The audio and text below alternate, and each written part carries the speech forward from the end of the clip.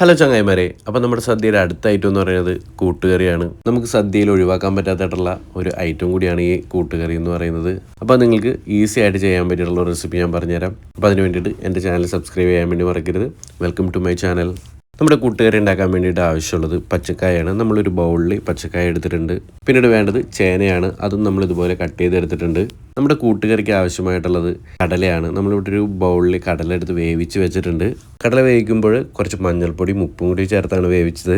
ഇനി നമുക്ക് ഇതൊന്ന് വേവിച്ചെടുക്കാം. അതിന് വേണ്ടിയിട്ട് ഒരു പാൻ അടുപ്പത്ത് വയ്ക്കാം. എന്നിട്ട് ആ പാനിലേക്ക് നമ്മൾ കട്ട് ചെയ്ത് വെച്ചിരിക്കുന്ന പച്ചക്കായ ഇട്ട് കൊടുക്കാം. പിന്നീട് ചേന അതിലേക്ക് ഇട്ട് കൊടുക്കാം. ഇതിൻ്റെ കൂടെ തന്നെ വേണമെന്നുണ്ടെങ്കിൽ നമുക്ക് കുമ്പളങ്ങയോ അതല്ലെങ്കിൽ വെള്ളരിക്കയോ ഇതുപോലെ കട്ട് ചെയ്തിട്ട് കൊടുക്കാവുന്നതാണ്. പിന്നീട് ഇതിലേക്ക് നമുക്ക് പൊടികൾ ചേർത്ത് കൊടുക്കാം. കുറച്ച് മഞ്ഞൾപ്പൊടി ചേർത്ത് കൊടുക്കാം. പിന്നെ അതുപോലെ തന്നെ കുറച്ച് മുളക് പൊടി കൂടി ചേർത്ത് കൊടുക്കുക.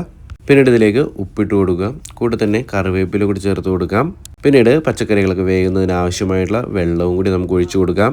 അതിനുശേഷം നമുക്കിതൊന്ന് നല്ലോണം നിലയ്ക്ക് മിക്സ് ചെയ്തിട്ട് മൂടി വെച്ച് ഒന്ന് വേവിച്ചെടുക്കാം. നമ്മുടെ ചേനയും പച്ചക്കായൊക്കെ വേവുന്ന സമയം കൊണ്ട് നമുക്ക് ഇതിനകത്ത് ഇടാൻ വേണ്ടിയിട്ടുള്ള തേങ്ങ ഒന്ന് വറുത്തെടുക്കാം. അതിന് വേണ്ടിയിട്ട് നമുക്കൊരു പാൻ അടുപ്പത്ത് വെക്കാം. പാൻ ചൂടായി കഴിയുമ്പോഴത്തേക്കും നമുക്കതിലേക്ക് വെളിച്ചെണ്ണ ഒഴിച്ചു കൊടുക്കാം. എണ്ണ നന്നായിട്ട് ചൂടായി കഴിയുമ്പോഴത്തേക്കും നമുക്കതിലേക്ക് കടുക് ഇട്ട് കൊടുക്കാം. കടുക് എല്ലാം ശടപടയെന്ന് പറഞ്ഞ് പൊട്ടി കഴിഞ്ഞ് കഴിയുമ്പോഴത്തേക്കും നമുക്കതിലേക്ക് കുറച്ച് ഉഴുന്നിട്ട് കൊടുക്കാം.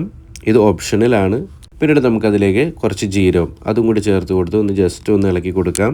പിന്നീട് ഇതിലേക്ക് ചേർക്കേണ്ടത് കറിവേപ്പില, അതുപോലെ തന്നെ വറ്റൽമുളക് അതുകൂടി ചേർത്ത് കൊടുത്തതിന് ശേഷം ചെറുതായിട്ടൊന്ന് ഇളക്കി കൊടുക്കുക. ഇനി നമുക്കിതിലേക്ക് നമ്മൾ ചിരകി വെച്ചിരിക്കുന്ന തേങ്ങ അതുകൂടെ നമുക്ക് ഇട്ട് കൊടുക്കാം. അതിനുശേഷം നമുക്കിതൊന്ന് നല്ലോണം ഒന്ന് ഇളക്കി മിക്സ് ചെയ്യാം. പിന്നീട് നമുക്ക് ഇത് നല്ലോണം ഒന്ന് വറുത്തെടുക്കാം.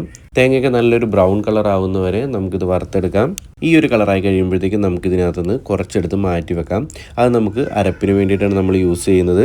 പിന്നീട് നമുക്കിത് ഒന്നുകൂടെ നമുക്കൊന്ന് വറുത്തെടുക്കണം. ഈ ഒരു കളറായി കഴിയുമ്പോഴത്തേക്ക് നമുക്ക് അടപ്പ് ഓഫ് ചെയ്യാം. എന്നിട്ട് നമുക്കതിലേക്ക് കുറച്ച് കുരുമുളക് പൊടി അത് നമുക്ക് ചേർത്ത് കൊടുക്കാം. അതിനുശേഷം നമുക്കിതൊന്ന് നല്ലവണ്ണം ഇളക്കി മിക്സ് ചെയ്യാം. ഇപ്പോൾ നമ്മുടെ ചേനയും പച്ചക്കായൊക്കെ നല്ലവണ്ണം ഒന്ന് വെന്ത് കിട്ടിയിട്ടുണ്ട്.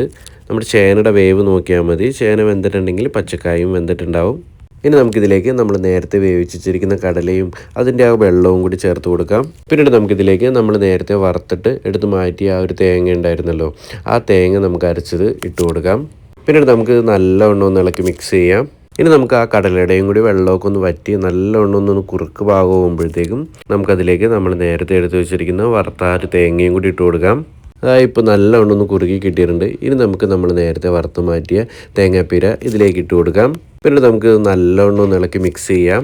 ഇത്രേ ഉള്ളൂ, നമ്മുടെ കൂട്ടുകറി ഇവിടെ റെഡി ആയിട്ടുണ്ട്. വളരെ ഈസി ആയിട്ട് നമുക്ക് ചെയ്തെടുക്കാൻ പറ്റിയിട്ടുള്ള നമ്മുടെ സദ്യക്ക് വേണ്ടിയിട്ടുള്ളൊരു റെസിപ്പിയാണിത്.